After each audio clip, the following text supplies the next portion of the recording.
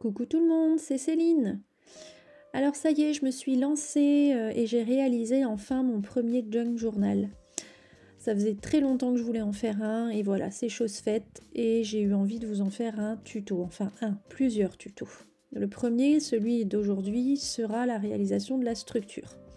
Je suis partie sur la collection Voyage imaginaire de chez Shoe & Flowers, donc qui proposait un kit de papier classique et un kit de papier junk, avec donc du calque, du papier craft assez fin, enfin voilà, vraiment très très adapté à ce type de projet. Donc là je vous montre les papiers que j'ai utilisés, donc j'ai coupé parfois dans la hauteur, parfois dans la largeur, voilà, différents papiers de la collection. Et j'ai réalisé, je vous ai montré donc des petites pochettes avec la Pocket Punchboard de chez We Are Memory Keepers et puis aussi des enveloppes avec l'enveloppe Punchboard, toujours de la même marque, que j'ai fermée avec un petit scratch. Les petits scratchs, je les avais trouvés chez Amazon. Voilà, donc là en fait je me suis fait 3 tas. Un tas avec les papiers classiques de la collection, le kit de papier. Un tas avec des papiers calques. Et un tas avec les papiers craft pour le junk. Et là ce que je fais en fait, donc mon junk va comporter 3 livrets. Et là je suis en train en fait de réaliser je suis en train de choisir les différents papiers que je vais insérer dans les livrets. Et j'ai fait ces 3 tas là justement pour essayer de varier au maximum le type de papier que je vais mettre dans chaque livret. Alors je rajoute, vous le voyez là, donc une feuille de papier craft. Donc ça fait partie des blocs de papier 3 couleurs de chez Action là. Les blocs craft blanc et noir. Bon bah voilà, c'est le papier avec le grammage le plus léger que j'ai inséré dans certains livrets. Ça c'est aussi un des papiers de ce bloc, mais avec le grammage plus épais, qui va me servir pour faire la couverture du junk. Alors je me suis pas trop embêtée, je voulais un junk pas trop petit, pas trop grand. Je suis donc partie sur une page A4, voilà, pliée en deux. Donc du coup ici j'ai fait mes repères à 14,8, donc le centre d'une page A4. Et puis à 0,5 de chaque côté, j'ai fait un second trait. Du coup j'obtiens 3 traits que je vais venir ensuite plier pour marquer l'emplacement de mes 3 livrets par la suite. Là ce que je fais donc pour chacun des 3 livrets, je vais plier en deux chaque papier que j'ai choisi. Donc les calques, les crafts, les papiers à motifs du kit de papier, etc. Bon là je me suis un peu compliqué la vie en faisant avec le coupe-papier et puis le plioir, mais honnêtement j'aurais pu, notamment pour les papiers calques et papiers junk, j'aurais pu les plier à la main aisément parce que c'est quand même un grammage très très léger. Voilà, donc là je plie chaque papier en deux. Voilà, là je me rends compte que ce que je suis en train de faire avec mon coupe-papier est un peu idiot. Donc voilà. Là c'est justement l'un des papiers craft de chez Action. Donc ça c'est un livret, un des 3 livrets. Alors ce que je fais tout de suite, c'est que je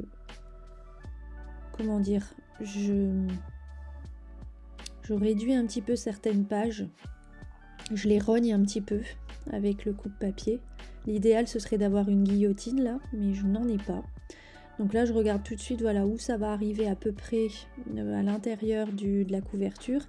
Et si je vois que ça dépasse, et ben j'ajuste un petit peu tout de suite avec le coupe-papier. Parce que justement je n'ai pas de guillotine. Donc mes pages sont totalement déstructurées, vous le remarquez, mais c'est l'idée aussi, hein, un junk c'est plutôt déstructuré, hein, donc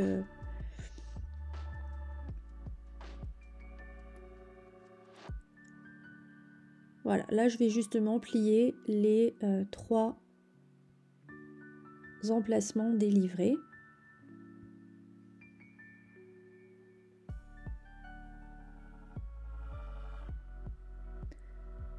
Voilà, l'idée surtout c'est de faire en sorte qu'une fois que le junk est fermé, les pages ne dépassent pas trop quoi, voire pas du tout. Voilà, dans l'idéal ce serait qu'elles ne dépassent pas. Alors ici j'ai utilisé un outil de reliure, toujours de chez We Are. Et il va surtout me servir en fait, c'est pas, je veux dire, c'est pas du tout obligatoire, hein. Mais il va surtout me servir là pour percer les quelques trous dans chacun des livrets quoi. Donc là ce que j'ai fait en fait pour chacun des 3 livrets, de façon à les faire fusionner, enfin à fusionner les pages entre elles, j'ai fait un petit point de reliure. Voilà, avec donc du fil de coton ciré et donc l'aiguille qui est vendue avec l'outil de reliure. J'ai fait donc les 3 livrets de la même manière, hein. J'ai fait ce petit point au milieu pour chacun des livrets, vraiment pour que déjà notamment les plus petites pages tiennent bien aux autres. Voilà, donc là pareil, pour chacun des 3 livrets, j'ai ensuite percé au milieu 2 trous.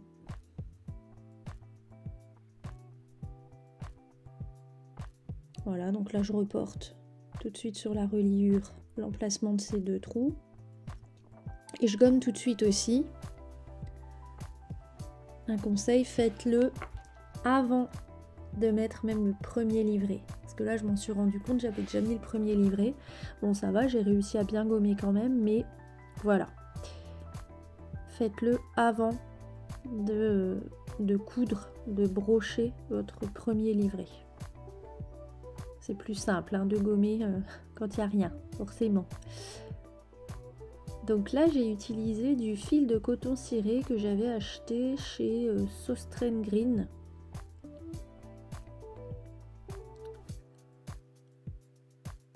Voilà, comme ça, donc vous voyez un petit peu comment je procède pour faire cette reliure. Je laisse pas mal de fil, vous voyez, et je vais venir le coller après avec du scotch. Je préfère qu'il y ait un petit peu plus de fil derrière, de toute façon ça sera caché après, plutôt que trop peu et voilà, au risque qu'il se fasse la malle et qu'après l'un des livrets s'en aille, se détache. Ça serait embêtant parce qu'après vous verrez que la couverture sera recouverte de différentes couches et donc si je dois tout enlever pour refaire la reliure du livret, voilà, c'est hyper embêtant.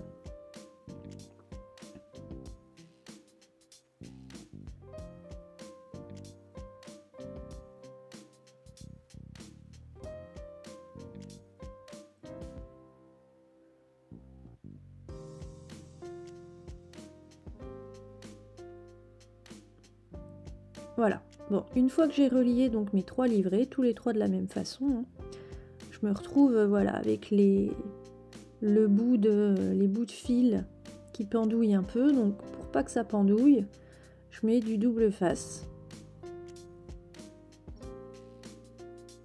Et là vous voyez c'est relativement long, donc il y a peu de chances que l'un de mes livrets se fasse la malle. Voilà. Donc, je note avant parce que ce papier imprimé là de Shoe and Flowers, je le voulais vraiment dans ce sens-là. Donc, je me suis mis le petit repère avant pour être sûre au moment du collage de ne pas me tromper de sens.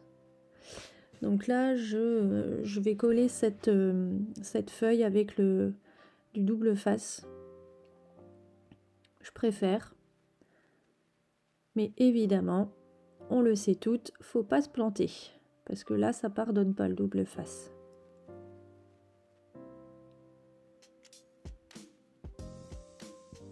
Voilà, j'en mets vraiment partout. Donc là, j'ai sorti le plus petit.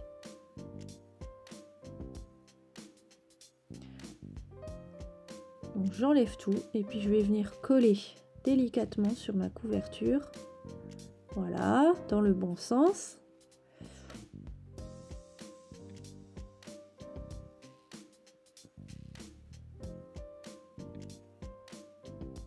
Voilà, j'appuie bien. Et puis ma structure, vous voyez, elle est déjà faite.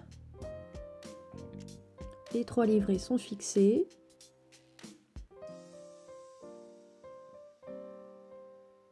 Ma couverture est faite. Voilà, j'ai rien qui dépasse ou très peu.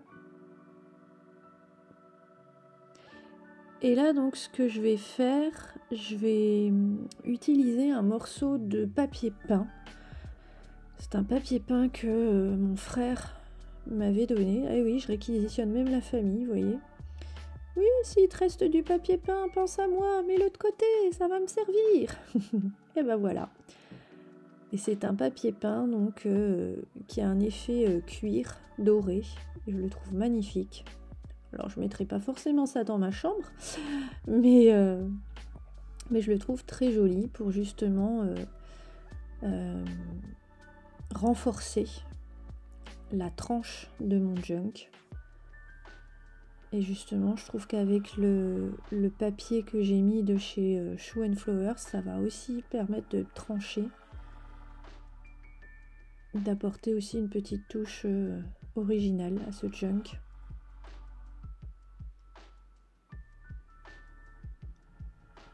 Donc pareil, je colle au double face.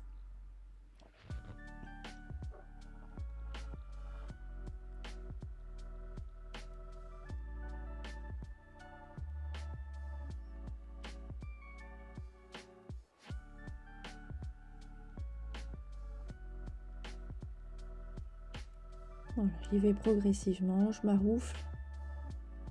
Et voilà, c'est fait. Alors, ce que j'avais envie de faire, c'était de mettre des coins. Enfin, protéger les coins. Et sauf que ben, les coins métalliques que j'avais étaient beaucoup trop épais pour la fine couverture que j'avais là. Du coup, j'ai été un peu embêtée et je me suis dit, c'est pas grave, je vais trouver une autre solution. Et du coup, j'ai utilisé toujours le même papier peint que pour la tranche là. J'ai, avec la perforatrice ronde 1 pouce, j'ai coupé 4 petits ronds.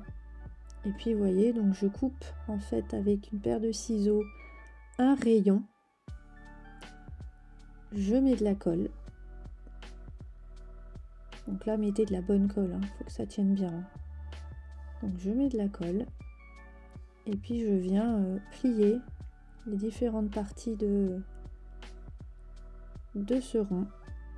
De façon à ce que j'obtienne un petit angle quoi, pour protéger en fait les coins de ce junk. Puis ça apporte aussi encore une petite touche en plus, quoi, un petit détail, j'aime bien. Et puis j'utilise des petites pinces pour les maintenir le temps que ça sèche.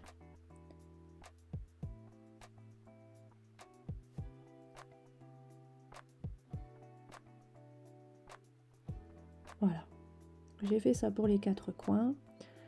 Donc là je vous montre eh bien la structure du junk terminée. Voilà, donc là on va passer dans une prochaine vidéo à la réalisation des embellissements et de la colorisation, mais aussi on va décorer ensemble la couverture du junk.